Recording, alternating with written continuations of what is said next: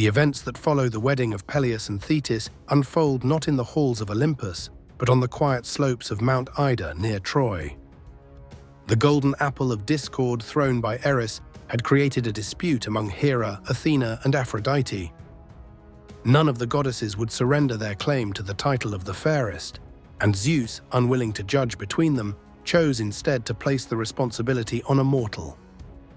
The man selected for this task was Paris, a prince of Troy, whose life had already been shaped by prophecy long before he encountered the three goddesses.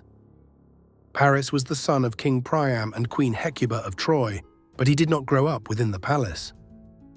According to the traditions of Greek myth, before his birth, Hecuba had a troubling dream in which she gave birth not to a child, but to a burning torch that set the entire city of Troy on fire. Seeking guidance, Priam consulted a seer who interpreted the dream as an omen that the child would one day bring great destruction to Troy.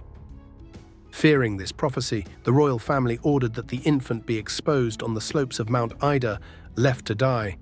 However, the child survived, rescued and raised by shepherds who named him Paris. He grew into a respected young man, known for his fairness, honesty, and skill in judgment, qualities that would soon draw the attention of the gods.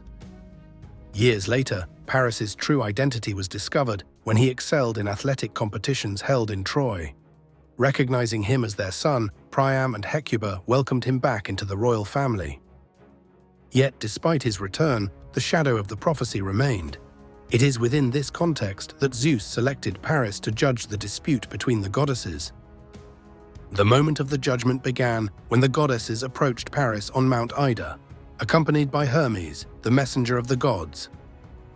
The challenge was simple in words but complex in implications. Paris needed to choose which of the three goddesses was the fairest. Each goddess then offered her own argument, but the mythic tradition emphasizes that the judgment quickly moved from simple appearance to the offering of significant rewards. Hera, as queen of the gods, promised Paris political power and dominion.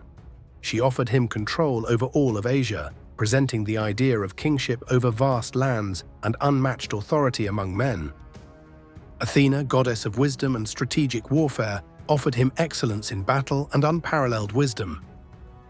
With her favor, Paris would become a hero, renowned not only for his skill, but for his intelligence and mastery in decision-making. Finally, Aphrodite approached with her own offer. She promised Paris the love of the most beautiful woman in the world. The decision Paris made reflected the values that resonated most strongly with him, and ultimately he awarded the golden apple to Aphrodite. This decision established her as the fairest, but it also created lasting resentment in Hera and Athena, who would later oppose Troy throughout the Trojan War. The identity of the most beautiful woman in the world, promised by Aphrodite, was Helen of Sparta. She was the daughter of Zeus and Leda, renowned across Greece for her beauty. At the time of Paris's judgment, Helen was already married to King Menelaus of Sparta. Paris did not yet know her, but Aphrodite's promise set into motion the circumstances that would lead them to meet. The stage is now set for the next phase of the story, where Paris, empowered by Aphrodite's promise and unaware of the consequences, prepares to journey towards Sparta. His voyage will bring him face to face with Helen, setting in motion the sequence of events that will ignite the Trojan War.